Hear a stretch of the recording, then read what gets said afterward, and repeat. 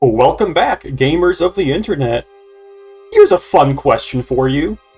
How many copies of Skyrim do you own? I personally own 2 copies. First, I bought the special edition on PS4 when it was new a few years ago. When was that again? Wait, that was 8 years ago? My second copy was purchased much more recently. I bought it on GOG so I could mod it. And that was honestly a very good investment. Skyrim has such a unique framework for a game to be built on. I've recently started another playthrough with mods that rework the perk system and the magic system. These mods alone add so much to the game. I can't imagine ever going back to vanilla. Skyrim modders are real heroes who breathe so much life into this game. So anyway, this is a video about Oblivion. Stop right there, criminal scum! Before we begin, please drop a like and a subscribe. I would be eternally grateful for it. For now though, let's walk through the open maw of Oblivion. Oblivion is an action RPG that came out March 20th, 2006. It's the 4th main game in Bethesda's Elder Scrolls series, and as the video title implies, is my favorite. I don't think it necessarily does anything significantly better than the other Elder Scrolls games. I also love Morrowind and Skyrim, but I just think everything Oblivion does is neat. I'm going to go into detail about the combat, graphics, and RPG mechanics. Let's get crack-a-lackin' by talking about the combat first. As is the case with all RPGs, you can build your character to be proficient at a variety of different combat styles. And for the most part, they're all rather fun. Melee brawling is probably the aspect of combat I interact with the most. It's nowhere near as in-depth as, like, Dark Souls or something, but there's still a bit of a decision tree in the heat of the moment. For starters, you need to manage your stamina. Every attack you make drains a little bit of this important resource. The less stamina you have, the less damage you deal. So you may need to back off to regain some during a fight. You can also play defensively by blocking. Blocking enemies' light attacks will cause the enemy to recoil, giving you a chance to strike unimpeded. However, if you try to block a heavy attack, you will be the one to recoil. These blocking rules also work in reverse when you attack a blocking enemy. This makes melee brawls play out like some kind of medieval game of rock, paper, scissors. If that's all the combat had to offer, it would admittedly be pretty dull. Fortunately, the second core pillar of combat spices things up significantly. Is going to Bogtown not really your thing? Then try setting your enemies on fire. If melee is like a game of rock, paper, scissors, then adding magic into that mix is like breaking your opponent's hand. Magic can drastically change the rules of engagement with the snap of your fingers. For example, you can summon additional allies to help fight for you, heal all the damage you've just taken, or just blow everything the fuck up within 20 feet of you. Look, I don't care how big the room is, I don't care how many allies I have in there, I'm casting Fireball! There's just something about bending the rules of nature to destroy my foes that fills me with such glee. I just have to remember to not get too excited. Because just like with using melee attacks, whenever you cast a spell in Oblivion, you drain a very important resource. In this case, you drain your magicka. And as fun as it is to Eldritch Blast your foes into next week, when you run out of mana, you're gonna be in for a bad time. The combat of this game is at its best when you combine melee with magic. Playing in this way doubles your options and resources, with the caveat that everything you do is gonna be a bit less powerful. In my current playthrough of Oblivion, I'm playing as a paladin-type character, using magic to summon allies and cast protection spells, before running up to Unga Bunga on my foes. I just really like how Oblivion handles using magic and weapons simultaneously. Actually, I like it even more than Skyrim's admittedly much flashier dual-wield system. As a refresher, in Skyrim you got 2 hands. And everything you can equip goes in these 2 hands. Shields, melee weapons, spells, whatever. You can put one thing in each hand, or one two-handed thing using both hands. In Oblivion, you don't dual-wield items. Instead, your melee weapons go in your right hand, shields and torches or whatever go in your left, and magic has its own third dedicated button. What this means practically is that the Oblivion system gives you access to 50% more combat options at all times, or twice as much if you're using a big weapon. I don't think I can really explain how significant of a difference this is unless you've played with it yourself. It affects so much more than you would think. For example, with that paladin build I like so much in Oblivion, I can easily weave in attacks, blocks, and magic. I can have all 3 abilities up at all times. Oh no! But in Skyrim, if I want to use magic, I have to put my sword or shield away to equip a spell. I don't know if I can really describe how tedious this feels, but trust me, it makes using a bunch of different things in combat way harder. It might not be nearly as cool, but using magic with melee in Oblivion just works more for me. The combination of these 2 pillars of combat gives the player so much variety with how they want to engage with the world. The combat system is perfect. Really, there isn't a single blemish on this. Ah, shit. Okay, I have to admit, I haven't touched the bow and arrow at all in this game. I'm just not informed enough to really be able to comment on it. If anyone watching has played Oblivion as an archer, let me know how it felt. There's always a chance it's even stronger than Skyrim's stealth archer. That took a while. Luckily, I think my next topic won't be quite so long-winded. I only need to touch on the graphics briefly. Oblivion is set in the nation of Cyrodiil, the heart of the Empire in Tamriel. As far as I can tell, Cyrodiil is based off of real-world Italy, with some fantasy England thrown in there as well. The first thing I notice about Oblivion is just how green it is. It's filled with trees, grass, and plant life, all under a picturesque blue sky. Even though the graphical fidelity isn't very good, especially by today's standards, I think the art direction more than makes up for it. It's just so colorful. Forests, castles, fields, lakes, and foothills. This shit is my vibe, bro. It's not a very unique setting for a world like this. Maybe I just enjoy basic bitch high fantasy. The kind of aesthetic you'd see in literally every single isekai. Character creation is a huge part of RPGs.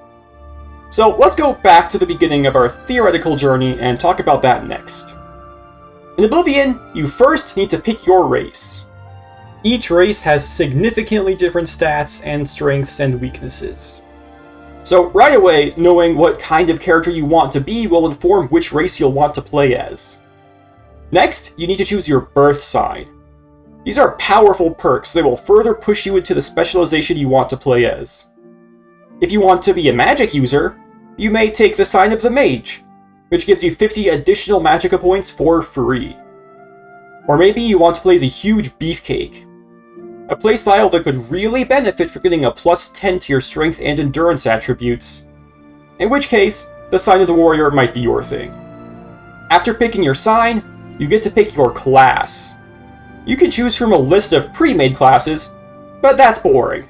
So instead, you get to fully customize the class you want to play as. You start by picking a class specialization, either combat, magic, or stealth. This affects which skills your character is better at learning and performing at the start. Next, you pick 2 of the 8 attributes to gain an additional plus 5 bonus. Attributes are this game's version of the Fallout special stats, or D&D attributes, etc. and so on. Finally, you need to pick 7 of the 25 skills to be your major skills.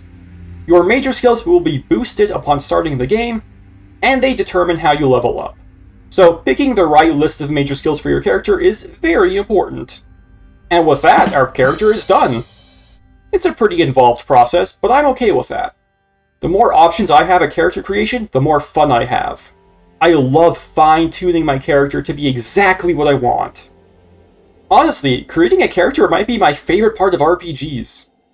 I think I like it more than playing the actual game. Planning out what I want my character to specialize in brings me a level of joy that is definitely not normal.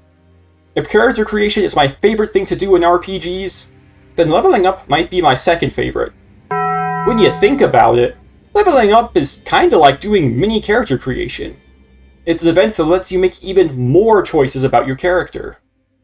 Unfortunately, the Oblivion level up system is not very good.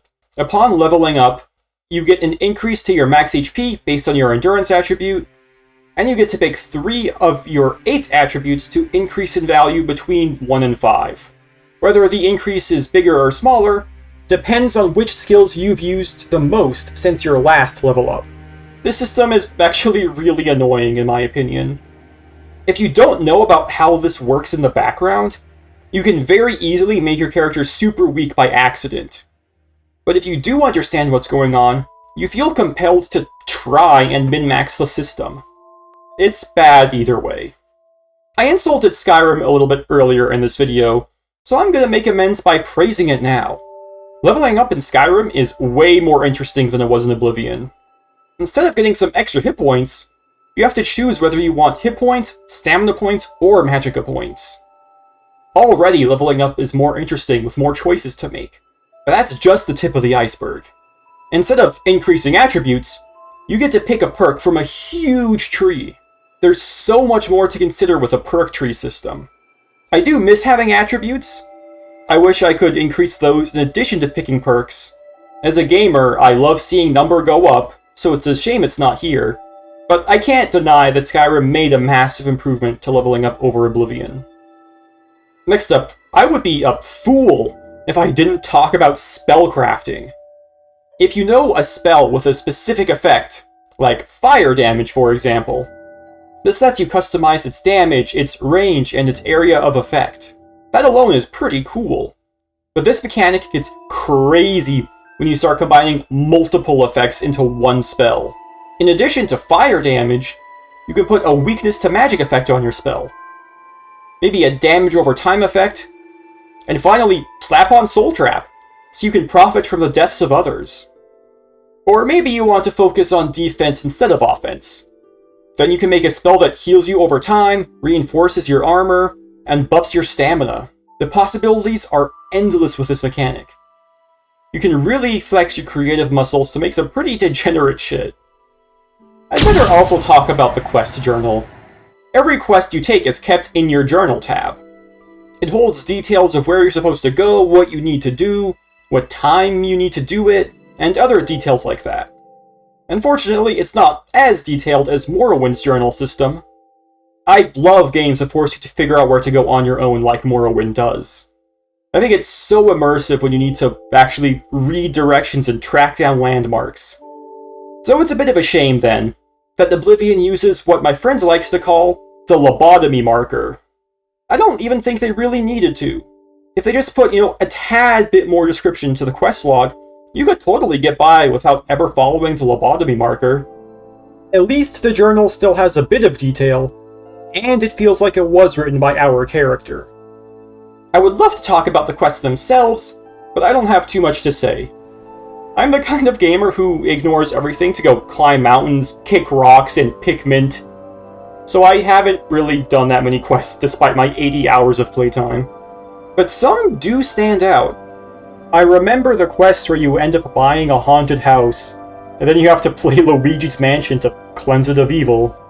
It was a fun little story of dealing with the afterlife.